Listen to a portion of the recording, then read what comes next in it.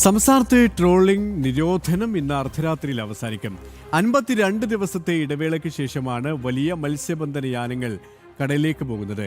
ഏറെ പ്രതീക്ഷയോടെയുള്ള തയ്യാറെടുപ്പുകളാണ് മത്സ്യബന്ധന മേഖലയിൽ കാണാൻ കഴിയുക.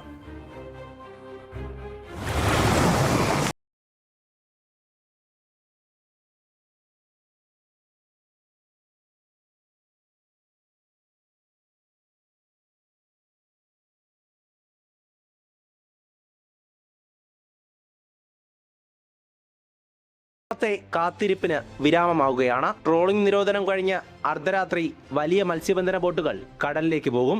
അവധിയൊക്കെ കഴിഞ്ഞ് മറ്റു സംസ്ഥാനങ്ങളിൽ നിന്നുൾപ്പെടെയുള്ള തൊഴിലാളികൾ തിരികെ എത്തി. ഇനി പ്രതീക്ഷ ഈ വലകളിലാണ്. 45 നാൾ അവിടെ വെറുതെ ഇരുന്നാൽ ഒരു പണിക്ക് പോയാലും ഒരു പണിയില്ല അവിടെ. ഇനി വെറുതെ പണിക്ക് പോയി വല രക്ഷപ്പെടും. ഇപ്പം പുതിയ വല മേടിച്ച് അതായത് സെറ്റാക്കാൻ. ട്രോളിംഗ് സമയത്ത് ബോട്ടുകളുടെ അറ്റകുറ്റപ്പണികൾ പൂർത്തിയാക്കി.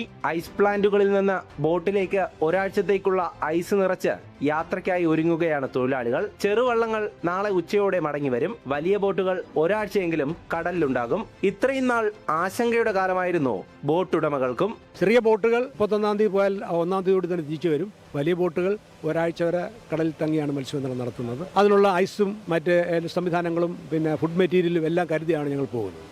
കഴിഞ്ഞ തവണ സീസൺ ആയിരുന്നെങ്കിലും ഇത്തവണ മഴയിലുണ്ടായ കുറവ് തിരിച്ചടിയാകുമോ എന്ന ആശങ്കയുമുണ്ട്. എന്തായാലും കയ്യും മെയ്യും മറന്ന് വലയെറിയാൻ തയ്യാറെടുക്കുകയാണ് മത്സ്യത്തൊഴിലാളികൾ. ജനം, കൊല്ലം.